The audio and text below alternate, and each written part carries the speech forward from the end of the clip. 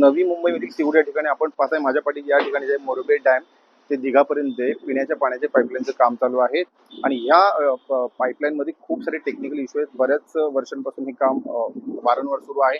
आपल्या बरोबर अनर्जित चव्हाण आहेत, आपण त्यांची अधिक माहिती घेऊयात। सर, काय सांगाल, कशा प्रकारचे टेक्निकल इश्यू या कामामध्ये आहेत? गेल्या 17-18 वर्षापासून ही कॉन्ट्रॅक्ट चालू आहे। एकच ठेकेदाराला एकच वेंडर आहे।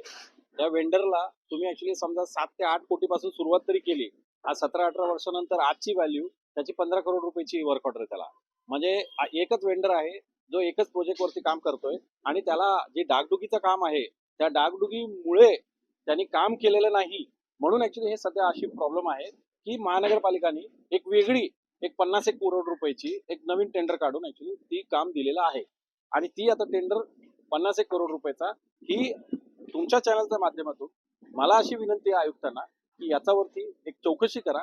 या वेंडरची ऍक्च्युली गेल्या 17-18 वर्षाची जी रेकॉर्ड आहे ती बघा, यांची डागडुगीची जी कामं आहेत करारप्रमाणे ती होतो का, मग त्याच्यानंतर तुम्ही ऍक्शन घ्या।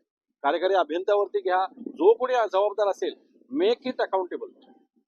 तर दुसरीकडे जर आपण पाहायला गेलं तर ह्या कामामुळे नवी मुंबईमध्ये बऱ्याच ठिकाणी जे आहे दूषित पाणी होतं आणि याचाच एक 3 ते 4 दिवसापूर्वी मनसेचे सानपाडा विभाग अध्यक्ष जे आहेत योगेश शेट्टी यांनी आढावा घेतला होता आणि त्याच्यानंतर बऱ्याच लहान मुलं असो वरिष्ठ असो त्या लोकांना हॉस्पिटलमध्ये घेऊन ती सुरुवात केली होती। काय सांगाल, एकत्रित ते दूषित पाण्यामुळे जो सानपाड्यामध्ये काही नागरिकांना त्रास झाला होता, एकंदरीत आपण त्या ठिकाणी होता, आपणच हा मुद्दा उचलला होता। सर्वप्रथम मी असं सांगेल की दूषित पाणी पुरवठ्याचा विषय हा संपूर्ण सानपाडा विभागातच नाही तर संपूर्ण नवी मुंबईमध्ये आहे। पण या दूषित पाण्यामुळे जे उलट्या, जुलाब, अतिसार यासारखे जे गंभीर आजार उद्भवले त्याच्यामध्ये सर्वात जास्त रुग्ण नवी मुंबईमध्ये असतील तर ते सानपाडा विभागामध्ये असतील। आजही तुम्ही सानपाडा विभागामध्ये गेलात तर सानपाडा विभागातले जेवढे मोठे हॉस्पिटल आहे ते हॉस्पिटल सर्व फुल आहेत, तिथे बेड्स उपलब्ध नाहीये रुग्णांना, अशी परिस्थिती आहे।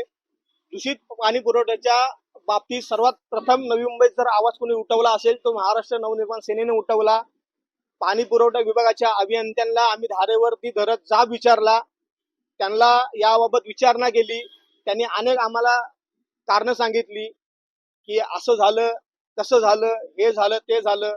तर आत्ताच मला कळालं की राष्ट्रीय रोग नियंत्रण केंद्र, ज्याला आपण NCDC म्हणतो, त्याचा एक अहवाल आलेला आहे आणि नवी मुंबईमध्ये जी पिण्याच्या पाण्याच्या बाबतीत गंभीर परिस्थिती निर्माण झाली आहे ती फक्त पिण्याच्या पाण्याच्या पाईपलाईनच्या दुरवस्थेमुळे आणि देखभाल दुरुस्तीची जी कामं आहेत त्याच्याकडे जे दुर्लक्ष अधिकाऱ्यांचं होतंय त्याच्यामुळे जे घराघरामध्ये नळाद्वारे जे पाणी पोहोचतंय ते संसर्गजन्य व गढूळ पाणी आहे, त्यामुळे हे उलट्या, जुलाब, अतिसार यासारखे आजार उद्भवत आहेत। मला वाटतं याला नवी मुंबई महानगरपालिकेच्या संबंधित विभागाचे जे अधिकारी असतील त्यांचा निष्काळजीपणा म्हणावा लागेल, त्यांचा हलगर्जीपणा म्हणावा लागेल, कारण ही जी कामं असतात ती पावसाळ्या आधी पूर्ण होणं हे गरजेचं असतं। नवी मुंबई महानगरपालिकेचा 5,500 कोटीचा वार्षिक अर्थसंकल्प आहे।